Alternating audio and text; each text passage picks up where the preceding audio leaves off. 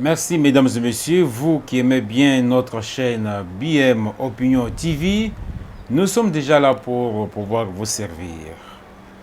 Le 9 décembre, c'était la journée internationale de la lutte contre la corruption. Le 10 décembre, la journée mondiale des droits de l'homme. Nous allons en parler au cours de cette, pas émission, mais au cours de notre opinion d'aujourd'hui. Vous parlez de deux journées. Mais avant cela, nous saluons la proposition qui a été faite par l'honorable Cédric pour pouvoir modifier l'article 70 de notre Constitution. L'article 70 dit ceci, que le président de la République est élu une fois, un mandat de 5 ans, une fois renouvelable. C'est pourquoi vous voyez, les gens, les esprits sont surchauffés. Bientôt 2023, la fin du premier mandat de Félix. Et les états-majors sont debout en train de travailler nuit et jour pour le deuxième mandat. Donc deuxième et dernier mandat de Félix Antoine Tshisekedi. Puisque c'est l'homme qui respecte la Constitution, il n'y aura pas de glissement. Il ne va pas aller au-delà des 3 mandats comme autrefois on parlait avec Kabila des 3e penalty. Donc ça c'est l'article 70. Le président est élu pour 5 ans, donc un mandat de 5 ans, renouvelable une fois.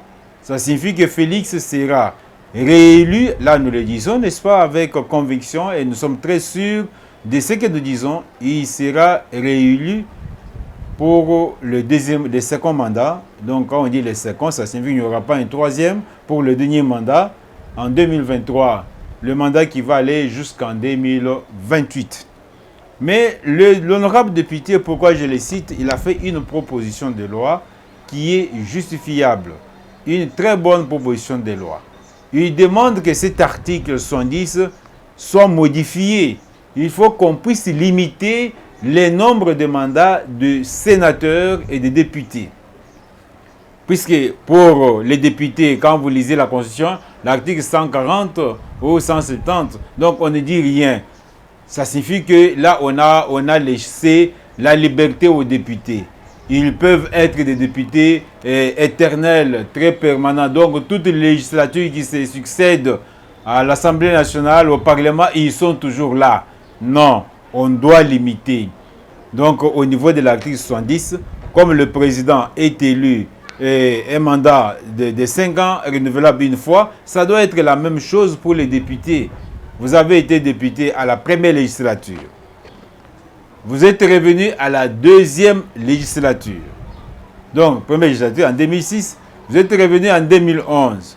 Vous êtes revenu en 2018 et vous voulez être toujours député, être toujours sénateur en 2023. Non, ça n'a pas de sens. Et toujours député, ça devient un poste permanent, ça devient un poste d'un fonctionnaire de l'État. Et sur le terrain, on ne voit pas vos réalisations en tant que député. Et ceux-là qui sont là, ça fait déjà 3 législatures. Si je leur pose la question, puisque nous les connaissons, qui étaient là à la première législature en 2006, deuxième législature en 2011, troisième, donc cette législature en 2018, ils sont toujours là. Et faites vous-même le bilan. Qu'est-ce que vous avez apporté en tant que législateur au niveau du pays? Vous avez proposé combien de lois adoptées à l'Assemblée nationale? Ou bien vous êtes là seulement pour toucher les émoluments? Ou bien vous êtes là seulement pour rouler carrosse? Ou bien vous êtes là seulement pour être respecté en tant que député, avoir cette étiquette de député national ou sénateur? Donc on doit limiter. En tout cas, je soutiens à 100%. Et là, je demande à toute la population. Je demande aux élus, comme ça va dans l'intérêt des élus, je crois qu'ils vont pouvoir combattre cette loi. Nous devons nous lever pour qu'il n'y ait pas la médiocrité au niveau du Parlement. Nous avons besoin de la méritocratie, des gens qui méritent, des personnes qu'il faut à la place qu'il faut. Qu'on limite, qu'on revoie très rapidement, avant les élections, cette disposition, n'est-ce pas, de notre Constitution, l'article 70. Le président de la République est élu pour 5 ans. un mandat renouvelable une fois. Qu'on les fasse aussi pour les députés. Vous êtes élus, vous avez été élus pour la première législature et vous devez faire aussi une deuxième législature et vous limiter à ça. Maintenant, ceux-là qui sont déjà à leur troisième législature. Je peux même les citer, ils sont très nombreux. Au niveau de la chambre basse, au niveau de la chambre haute, ils sont très nombreux. On dirait qu'ils sont là, ils sont devenus des experts. Les experts sénateurs, les experts députés. Donc les inamovibles qu'on ne peut pas toucher, mais qui n'apportent absolument rien à la RDC quant à la production des lois, quant à la production légale. Donc ils n'apportent rien, aucune proposition. Et même quand ils vont dans les contrôles parlementaires, c'est, n'est-ce pas, de la complaisance. Et ils sont là. Donc on dirait que la députation ou le Sénat, c'est devenu déjà leur carrière. Non, on ne veut pas ça. Il n'y a pas que vous. Il n'y a pas que vous. Donc je crois que les gens, je salue d'abord cette inspiration du député national Cédric, que je ne connais pas, mais j'ai eu quand même à lire, n'est-ce pas, sa proposition de loi qui va, n'est-ce pas, qui vaut sur son pesant d'or. Je salue d'abord cette inspiration. Je salue, n'est-ce pas, son sens élevé de compréhension, de comprendre qu'en RDC, il n'y a pas que les mêmes têtes-là, les 500 têtes-là. Il y a beaucoup d'intellectuels, il y a beaucoup de jeunes. Le Parlement doit être un Parlement très efficace, un Parlement très émouvant, et non pas les gens qui ont les sangs mélangés, comme je le dis toujours, les gens qui ont travaillé sous le régime de Mobutu. À ce moment-là, on avait notre cadre constitutionnel, les gens qui ont travaillé sous le régime de Kabila, vous savez, le Parlement ACLPT, les gens qui ont travaillé sous Kabila Joseph, et les gens qui veulent toujours être là. Donc, des experts de loi, des députés sénateurs, donc inamovibles, donc éternels. Honorable, je vous soutiens. Là, je demande à toute la population de comprendre les bien fondés. Les bien fondés, parce que nous avons dans nos universités, il y a des facultés de droit. Il y a beaucoup de jeunes qui sont là depuis 2, 3, 4 ans, 5 ans, qui veulent aussi postuler, mais ils n'ont pas l'occasion, puisqu'il y a des députés, les inamovibles, qui sont là en train, ils sont là déjà là sur le terrain en train de se rechercher. Ils ont leur stratégie, ils commencent par créer association de tels, association de les amis de Gims, fondation Gims. Ils créent des associations de les amis de les fondations. C'est à travers ces structures-là, quand ils vont venir au moment de la campagne électorale, avec les ballons de friperie, avec les Saint-Charles, avec quelques histoires là-bas. Ils donnent aux mamans, les mamans acclament, les mamans dansent, et voilà comment ils savent comment jouer avec les esprits, n'est-ce pas, les esprits faibles, l'électorat. C'est comme ça qu'ils reviennent toujours. Mais nous voulons que ce soit quand même limité pour permettre aussi aux 109 de pouvoir siéger au Parlement, apporter quelque chose de neuf, de nouveau, n'est-ce pas, au niveau de la conception, au niveau des propositions de loi, et non pas des députés qui sont là. C'est pourquoi j'ai dit que chacun puisse faire l'examen de conscience. Ils sont là, ça ne sert à rien de les citer. Nous les connaissons. Première législature 2006, 2011, 2018. Ils sont déjà sur le terrain en coulisses en train de préparer 2023. Il faut qu'on puisse arrêter. C'est une hémorragie. Il faut qu'on puisse arrêter l'hémorragie. Des gens inefficaces qui vont là-bas rien que pour dormir. Ou bien, prenez par exemple quand il y a une plénière à l'Assemblée nationale. Nous savons tous que la loi de notre pays donne le nombre de députés, c'est 500.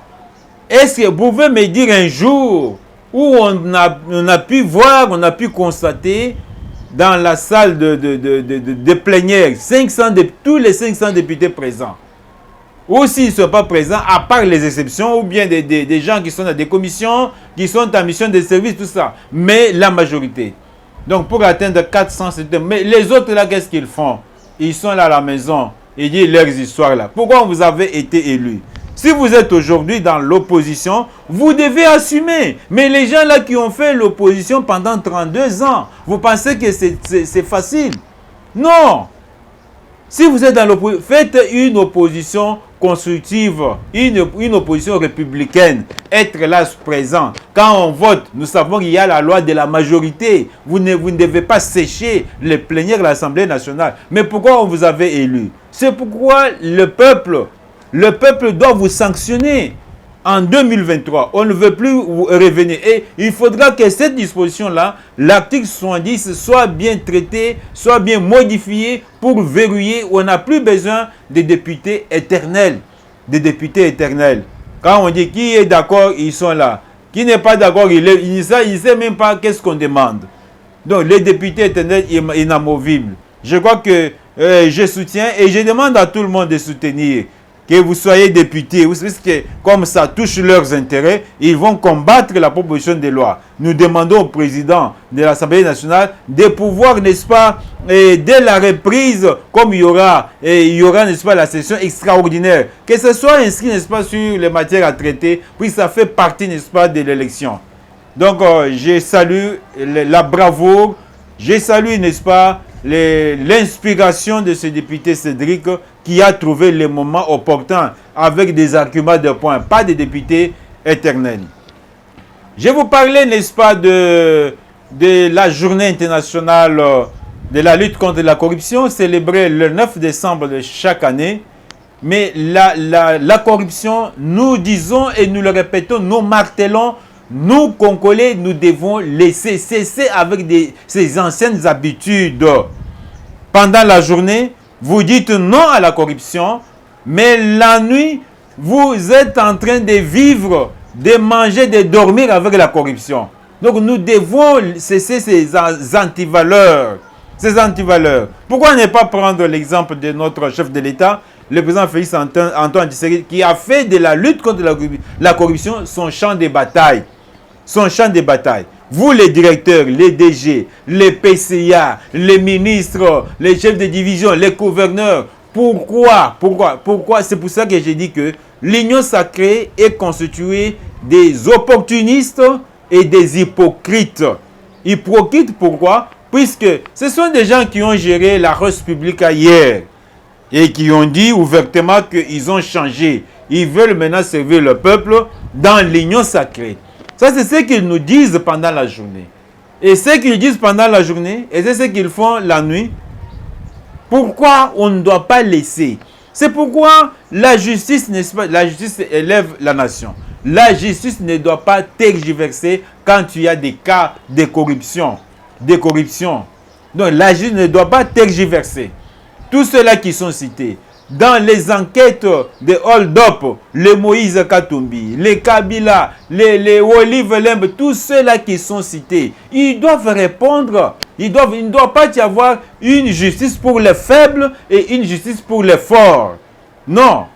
C'est pourquoi je ne fais que réitérer ma demande au chef de l'État, les magistrats suprêmes, que tous ces gens-là en toge noire, puisqu'il n'y a qu'une seule justice à travers le monde. Mais dans notre pays, tous ces hommes en toge noire qui ont travaillé sous Mobutu, qui ont travaillé, n'est-ce pas, couvert de toutes ces antivaleurs, de corruption, de vols, de complaisance, de traitement des jugements, ils ont continué sous Mzee. Ils ont continué sous Kabila. Il faut qu'il y ait un nettoyage systématique. Un nettoyage systématique. Il y a beaucoup d'antivaleurs de ces gens en toge noire. Puisque si la justice est par terre, mes chers frères et sœurs, comment le pays peut aller de l'avant? Ça signifie que tous les efforts que le chef de l'État, Félix Antoine Tshisekedi, est en train de déployer du matin au soir, c'est que tous ces efforts-là, les hommes en toge noire veulent le rendre nul. Il faut que, au sein même de pareils judiciaires, qu'on puisse arrêter tous ces faussaires-là. Tous ceux-là qui vantent qu'ils ne peuvent vivre que par la mafia. tous ceux-là qui ne veulent pas cesser avec les habitudes, les comportements des antivaleurs, des vols, des corruptions, des complaisances dans le traitement des dossiers. Tous ceux-là qui prononcent des jugements complaisants. On n'a pas besoin, il n'y a personne qui est au-dessus de la loi. Personne qui est au-dessus, même pas les juges, même pas l'avocat, même pas les personnes n'est au-dessus de la loi. C'est pourquoi c'est le moment est là de pouvoir nettoyer ces secteurs-là. Ça sent mauvais dans ce secteur-là. Là, une parenthèse, puisque beaucoup de gens parlent de la liberté provisoire de Vital Kamerhe. Mais quand vous posez la question à celui qui parle de cette libération, vous lui dites, est-ce que vous connaissez pourquoi Kamerhe a été condamné? Oh, c'était procès de 100 jours. Quels sont les faits qui étaient mis à sa charge? Ils sont incapables de vous dire quelque chose. Ils savent seulement, il avait détourné. Il avait détourné combien? Oui, le procès de 100 jours, il avait détourné combien? Ils n'ont pas de montant. C'est plus ou moins 65 millions de dollars. Est-ce que vous savez que la banque, la Robank, qui a été citée dans ce dossier, que la Robank avait retourné dans le trésor public 36 millions de dollars de cette somme-là? Prenez les 65 millions, que la Robank avait retourné 36 millions. Prenez les 7 millions que la justice avait saisi dans les comptes de Jamal. Je vous donne les montants pour que vous puissiez faire les calculs. Prenez aussi toutes les maisons de Kamerhe, toutes les maisons de Kinshasa, les maisons de la Grèce et de la France qui sont saisies par la justice et évaluées à plus ou moins 22 millions de dollars.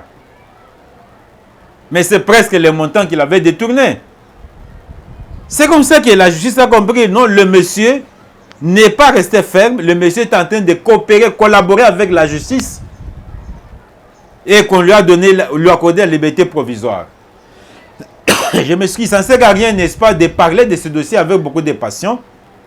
Si comme le président Félix, c'est l'ennemi à abattre. Non, le président c'est un don pour la RDC.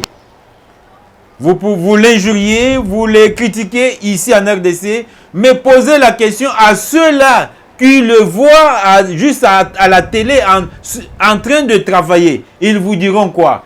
Même ici au Cameroun, on vous dit que non, nous on peut échanger. Donc nous pouvons demander que le président Félix puisse venir même diriger le Cameroun, même pour 2 mois, 3 mois, qu'on nous envoie Paul Biya. Vous comprenez? C'est comme la Bible dit, nul n'a jamais été prophète chez lui. Ce n'est pas, donc il y a la séparation du pouvoir. Pouvoir judiciaire, pouvoir exécutif, pouvoir législatif. Ce n'est pas, nous ne sommes pas encore... Donc, les réactions des gens, ce sont des gens qui sont nés sous Mobutu, habitués avec les antivaleurs de Mobutu. Quand on arrêtait quelqu'un, donc il y avait le mot d'ordre qui venait de Badolite, directement on libère. Quand on arrêtait quelqu'un, un mot d'ordre vient de Kingakati, on libère. Nous ne sommes plus encore dans ces temps-là. La justice est indépendante. Je vous dis toujours, si le président de la République était l'homme qui s'immisçait dans les affaires judiciaires, dans les affaires de la justice, il a toutes les prérogatives en tant que magistrat suprême. Il pouvait libérer Kamerhe depuis très longtemps, mais pourquoi il ne l'a pas fait? Ça, ce n'était qu'une parenthèse pour dire qu'il doit y avoir un nettoyage systématique. Je parle en rapport avec la journée internationale de la lutte contre la corruption. C'est de cette façon-là qu'on pourra éliminer. Donc ça c'est un virus. Vous voyez comme quand on dit il y a coronavirus et 4e vague Omicron, donc les gens se protègent. Il y a des cas chez on doit lutter. Ça c'est un virus que nous devons déraciner. D'abord du nouveau mental de tous les Congolais. De tous les Congolais, même pour des petits riens. Vous savez, quelqu'un demande toujours quelque chose en retour. On se demande pour quelle raison. Ça, c'est un virus qu'on doit déraciner. Donc, lutter ensemble contre la corruption.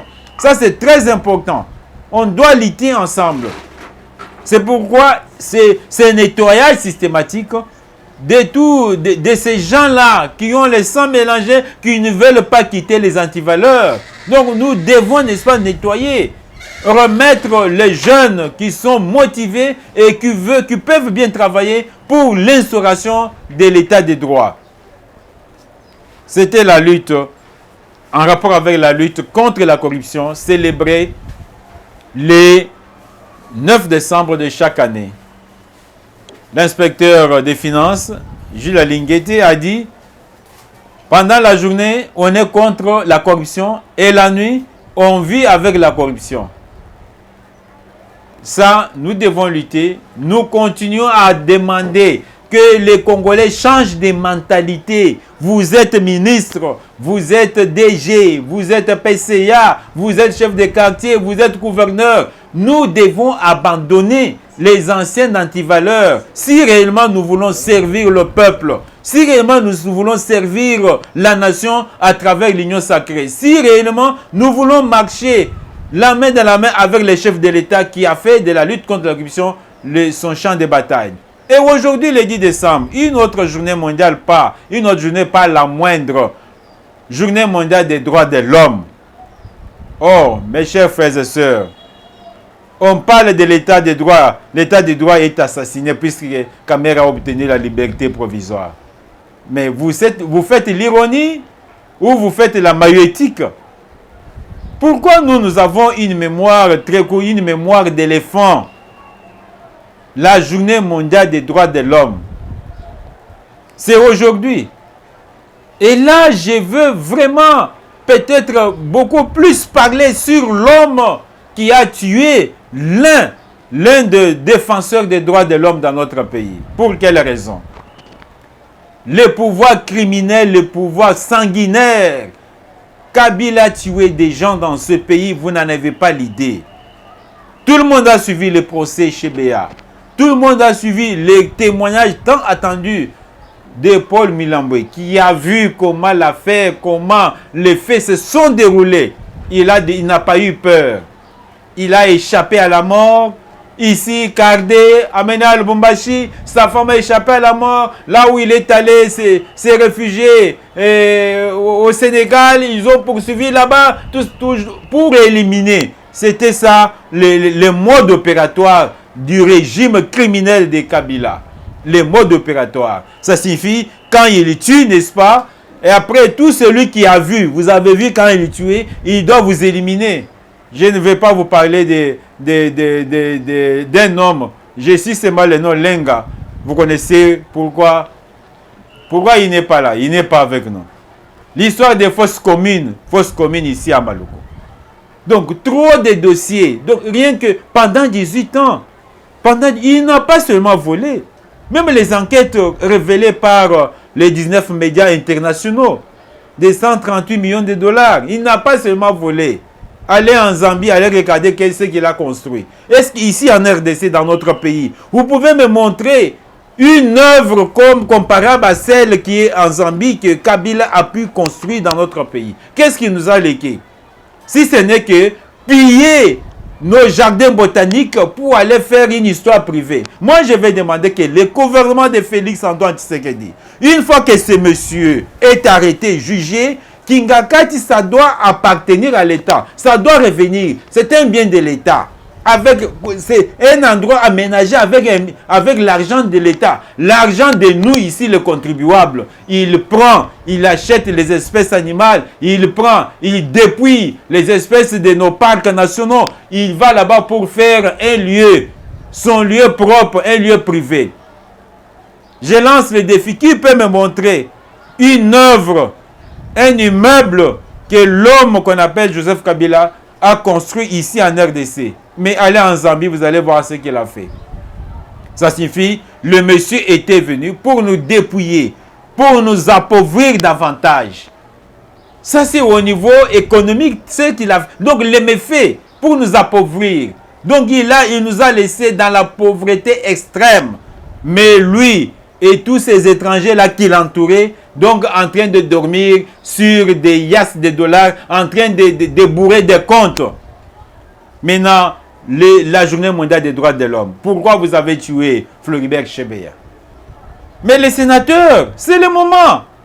Nous venons de dire que nous n'avons pas besoin des sénateurs inamovibles.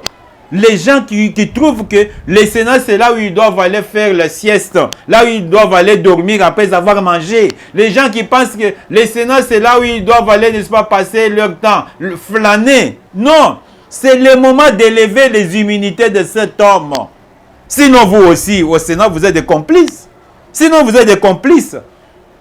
C'est le moment d'élever les immunités. Nous avons besoin d'un sénateur, des sénateurs courageux qui doivent dire que nous voulons voir la vérité sur la mort de Floribert Chebeya. C'est le moment d'élever les immunités de cet homme. Nous voulons voir cet homme devant la justice nous dire pourquoi il a tué ses défenseurs des droits de l'homme. Floribert Chebeya est son chauffeur. Il doit nous dire pourquoi. Pour effacer les traces des massacres de Boundoudia Congo, il doit nous dire, il doit répondre. Nous avons besoin de sénateurs courageux. Où est-ce que vous êtes? Où est-ce que vous êtes? C'est pourquoi j'insiste, je reviens, j'ai dit que la proposition de l'honorable Cédric doit être soutenue à tous les niveaux. Un sénateur, quelqu'un peut être élu sénateur ou député une fois, renouvelable une seule fois. Ça signifie que vous avez 2 législatures et non pas des sénateurs qui sont là depuis 2006, 2011, 2018 et ils sont en train de travailler pour être en 2023. Non. Oui, j'ai dit nous avons besoin de sénateurs très courageux qui peuvent, n'est-ce pas, lever les immunités de cet homme qu'on appelle Kabila. Laissez Matata, ça c'est une distraction. Matata doit d'abord nous dire qu'est-ce qu'il a fait de l'argent de Boukangalonzo. On ne va pas t'accorder, n'est-ce pas, on ne va pas te retourner les immunités. Retourne d'abord à la Cour de cassation. On t'attend là-bas. On t'attend là-bas. Tu étais empoisonné, mais tu es en train de vivre. Tu t'acharnes pourquoi? Donc tu as déjà aussi préparé les plans comme Willy Bakonga pour fuir. Tu ne vas pas fuir. On est là, on te surveille. Tout le monde te surveille, puisque tout le monde, tout Congolais veut connaître comment tu avais géré l'argent, des colossales sommes d'argent, n'est-ce pas, du projet Boukangalonzo.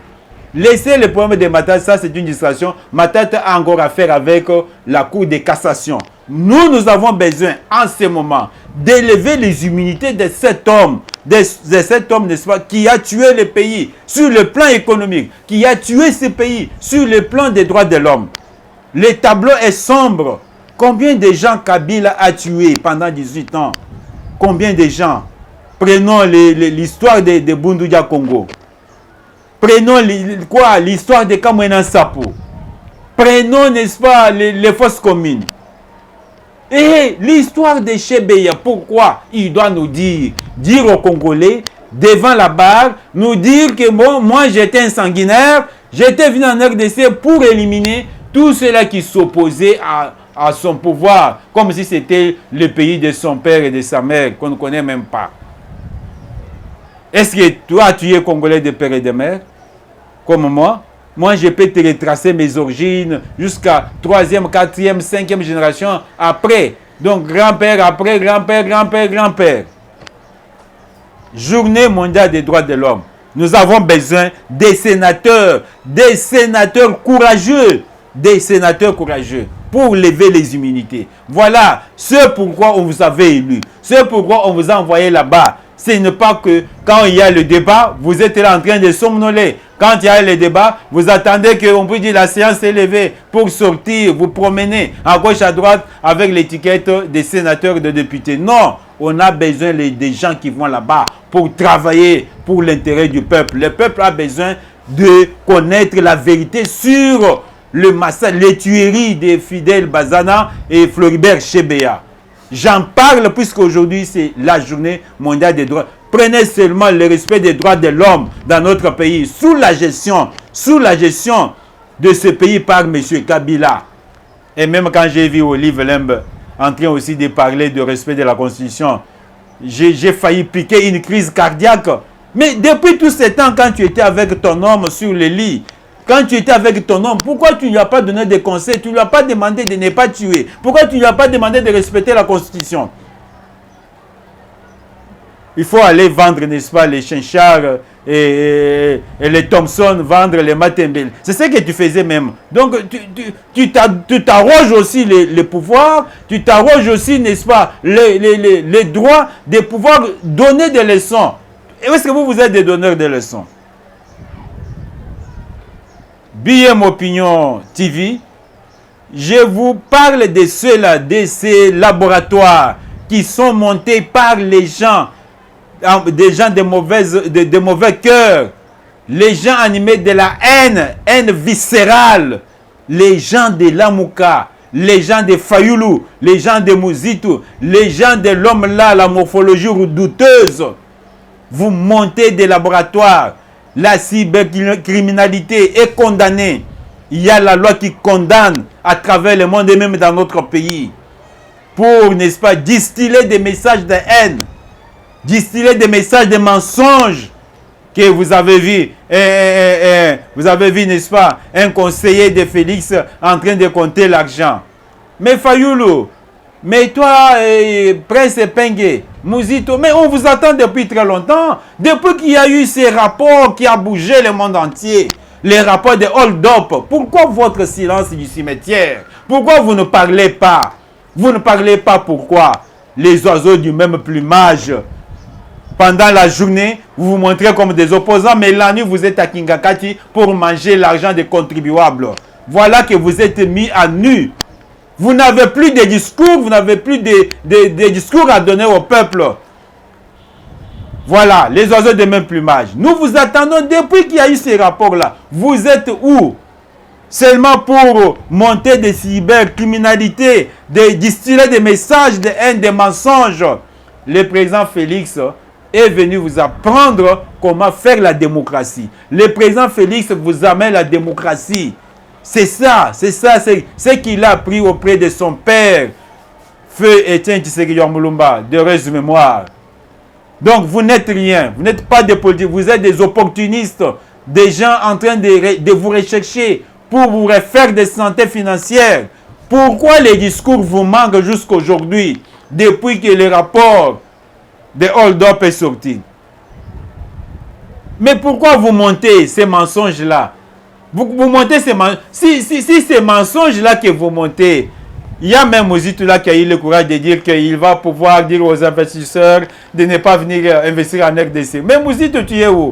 Quand la DG, la directrice du Fonds monétaire international, vient ici, apprécie Fachi Béton, apprécie le gouvernement de Sama Lukonde, non seulement apprécier, mais donne encore d'autres financements.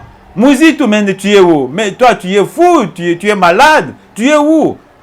Tu es où? Tu as dit que tu devais faire le lobbying, dire aux investisseurs de ne pas venir. Mais ceux-là qui viennent, tous ces projets qui sont lancés du matin au soir, Mouzito, tu es où?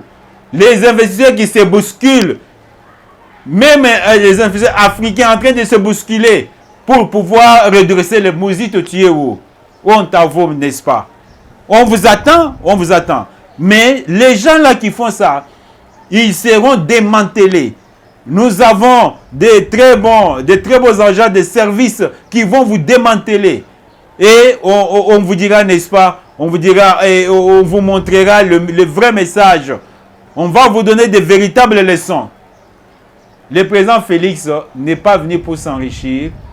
Il est venu dans ce pays pour travailler et changer l'image de la RDC. C'est ça son plus grand souci. Mais je me dis, mais si on avait Fayulu au jour d'aujourd'hui, il aurait tout changé.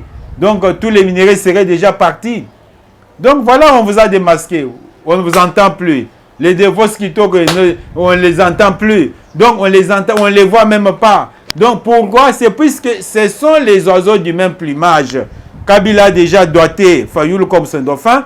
C'est comme ça que la nuit, pendant la journée, ils disent que nous faisons l'opposition. Et la nuit, ils sont là-bas. Ils sont là-bas, n'est-ce pas, en train de manger l'argent des contribuables avec Kabila les sanguinaires. Kabila qui a tué. C'est pourquoi aujourd'hui, Journée mondiale des droits de l'homme, nous disons ceci, que les sénateurs courageux, qu'ils puissent lever les immunités de cet homme qui doit être jugé à triple niveau. Niveau économique, comment il a tué notre économie. Niveau social, comment il nous a appauvris davantage. Niveau des droits de l'homme, comment l'homme a tué plus que Mobutu. Donc on doit lever les immunités. L'homme doit être déféré devant la justice.